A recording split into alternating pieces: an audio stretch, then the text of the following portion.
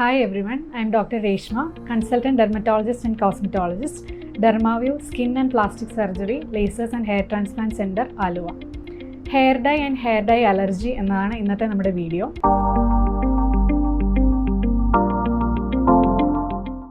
അപ്പോൾ greying of hair ഒരു ഏജിങ്ങിൻ്റെ പാർട്ടായിട്ട് എല്ലാവരും കാണുന്നതാണ്. അതുകൊണ്ട് തന്നെ നമ്മൾ പലരും ഹെയർ ഡൈസ് യൂസ് ചെയ്യാറുണ്ട്.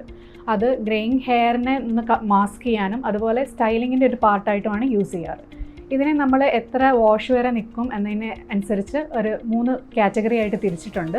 ഒന്ന് ടെമ്പററി ഹെയർ ഡൈസ്, അത് നമ്മുടെ ഹെയറിൻ്റെ ഔട്ടർ സർഫസിൽ ബൈൻഡ് ചെയ്തിരിക്കും.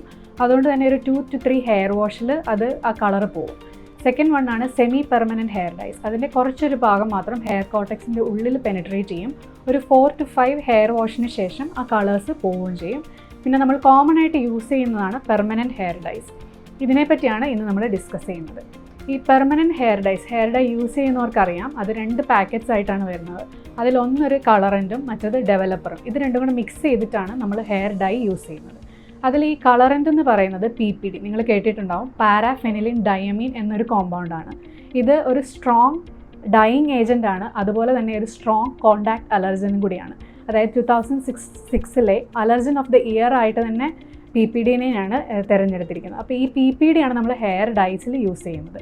ഈ PPD അമോണിയയുടെ പ്രസൻസിൽ ഒരു ഹൈഡ്രജൻ പെറോക്സൈഡും കൂടെ യൂസ് ചെയ്തിട്ട് ഒരു ഓക്സിഡൈസേഷൻ നടന്നിട്ടാണ് ഒരു ക്രോമോഫോർ ആയിട്ട് കൺവേർട്ട് ചെയ്യുന്നത്. ഈ ക്രോമോഫോർ ആണ് നമ്മുടെ ഹെയറിന് കളർ തരുന്നത്. അപ്പോൾ ഈ ക്രോമോഫോർ ഹെയറിൻ്റെ ഉള്ളിലേക്ക് പെനിട്രേറ്റ് ചെയ്യും.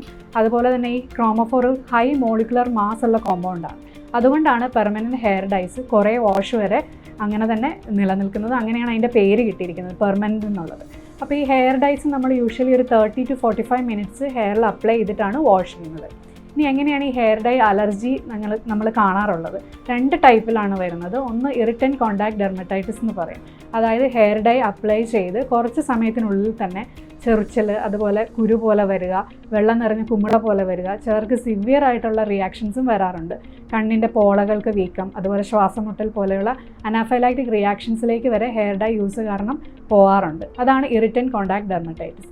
ഇനി ചിലർക്ക് ആദ്യത്തെ യൂസിൽ ചിലപ്പം അലർജി ഉണ്ടാവില്ല, പിന്നെ ഒരു ഡിലേഡ് ഹൈപ്പർ സെൻസിറ്റിവിറ്റി റിയാക്ഷനായിട്ട്, അതായത് അലർജി കോണ്ടാക്ട് ഡെർമറ്റൈറ്റിസ് എന്നാണ് നമ്മളതിനെ പറയുന്നത്. പിന്നീടുള്ള യൂസിൽ ഇത് സിവിയർ ആയിട്ട് കാണപ്പെടാറുണ്ട്. ഇനി ഈ ഹെയർ ഡൈ അലർജി നമുക്ക് എങ്ങനെ ടെസ്റ്റ് ചെയ്യാൻ പറ്റും? ഹെയർ ഡൈ യൂസ് ചെയ്യുന്നവർക്കറിയാം, ആ പാക്കറ്റ്സിൽ തന്നെ പാച്ച് ടെസ്റ്റിനുള്ള ഇൻസ്ട്രക്ഷൻസ് തരാറുണ്ട്.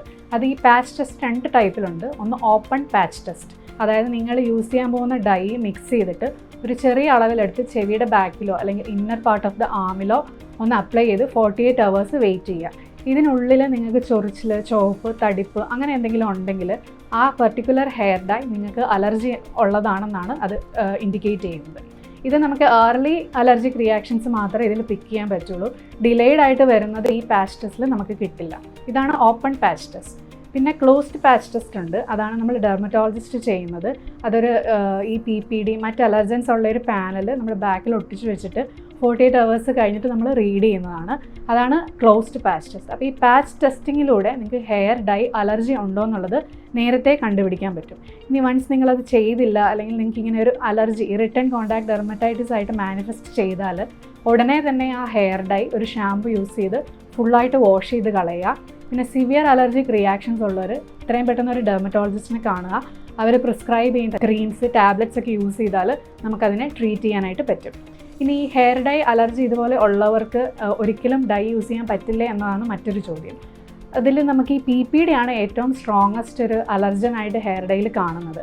അത് കൂടാണ്ട് നമുക്ക് കുറേ ഡൈയിങ് ഏജൻറ്റ്സ് ഉണ്ട്. അപ്പോൾ അങ്ങനെ കണ്ടൻസ് ഉള്ള ഹെയർ ഡൈസും അവൈലബിൾ ആണ്. പക്ഷേ അതിൻ്റെ ഒരു പ്രശ്നം എന്ന് പറയുന്നത്, ഞാൻ പറഞ്ഞ പോലെ PPD ആണ് ഏറ്റവും സ്ട്രോങ് ആയിട്ടുള്ളത്. അതുകൊണ്ട് തന്നെ മറ്റ് ഹെയർ ഡൈസ് അധികം നാൾ ലാസ്റ്റ് ചെയ്യില്ല. അപ്പോൾ അങ്ങനത്തെ കുറച്ച് ബ്രാൻഡ്സ് അവൈലബിൾ ആണ്. അത് യൂസ് ചെയ്യുമ്പോഴാണെങ്കിലും നിങ്ങളൊരു പാച്ച് ടെസ്റ്റ്, ഈ പറഞ്ഞ പോലെ ഒരു ഓപ്പൺ പാച്ച് ടെസ്റ്റ് ചെയ്തതിന് ശേഷം മാത്രമാണ് ഹെയർ ഡൈസ് യൂസ് ചെയ്യേണ്ടത്. അപ്പം നിങ്ങൾക്ക് ഹെയർ ഡൈസിനെയും ഹെയർ ഡൈ അലർജീനെ പറ്റിയുള്ള ഡൗട്ട്സൊക്കെ ക്ലിയർ ആയെന്ന് തോന്നുന്നു. ഇല്ലെങ്കിൽ നിങ്ങൾക്ക് കമൻറ്റ് ബോക്സിൽ ഇടാം. Thank you for watching my video.